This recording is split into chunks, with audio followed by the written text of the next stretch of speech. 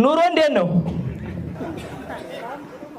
አታማሩ። በነገራችን ላይ አማረን ኑሮ ተወደደ እየየየ ስንል አሁን መኖር ተወደደ። በነገራችን ላይ አድሮ መገናኘት ብሩቅ ሆኗል። ለዚህ እኮ ነው ሰው ሲያገኝ አንተ በሕይወት አለህ እንዴ? አንዱ ደሞዙ 1000 ብር ነው። ዘይት ሊገዛ ሸማቾች ሄደ። 1200 ገብቷል። 5 ሊትር ዘይት ሊገዛ ነበር ሄደው 5 ሊትር ላርጎ ገዝቶ ተመለሰ። በዛ መሃል መንገድ ላይ ሲደርስ በጣና ዘገሊላ ውሃውን ወደ ወይን ቀየርክ ኢየሱስ ክርስቶስ፣ ይሄን ላርጎ ወደ ዘይት ቀይርን። የገጠር ሰውና የከተማ ሰው ያለው የኑሮ ልዩነት እርግዝና በገጠርና በከተማ ምን ይመስላል? የከተማ ሴት ክትትሏ ሐኪም ቤት ነው። የገጠር ሴት ክትትሏ ቤተ ክርስቲያን ነው።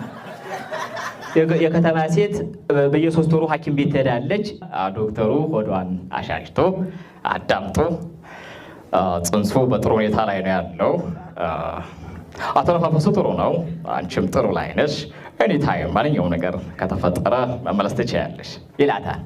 የገጠር ሴት ደግሞ ቤተክርስቲያን ትሄዳለች። ጸበሏን ጠጣ መስቀሏን ታሽታ ካህኑ እሺ እናትዬ እመቤቴ ማርያም በሰላም ትገላግልሽ፣ አይዞሽ ሁልክት አድርግሽ እናቴ ብለው ይሸኟታል።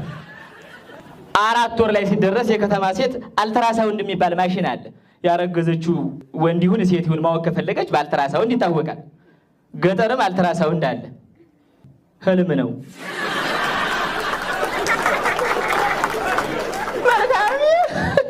መልካምዬ እንዋታ ኮል ባየሁ እያጃፋታ ይመስለኛል። ጋሻዬ ይመስለኛል።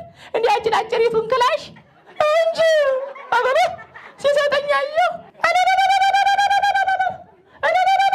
እመቤቴ ማርያም ክላሽ ወንድ ልጅ ነው።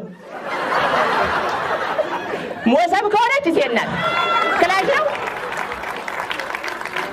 8 እና 9 ወር ላይ ሲደረስ ደግሞ ሆዳቸው እየገፋ ሲመጣ የገጠር ሴት ሆዷን መደበቅ ነው የምትፈልገው። የእናቷን ቀሚስ ነው የምትለብሰው፣ ረጃጅም ነው የምትለብሰው፣ ቲሸርት ምናምን። አንዳንድ የከተማ ሴቶች ደግሞ መገላለጥ ነው የሚፈልጉት። በተለይ አሁን ሶሻል ሚዲያ ላይ የምናያቸው አንዳንድ ሴቶች ምንድነው ሆዳቸውን ማርገዛቸውን ለማሳየት የሚያደርጉት ጥረት የተለየ ነው። እዚህ ጋር ተገፍቷል፣ እንደገና በቡጢ እዚህ ጋር ይገፉታል።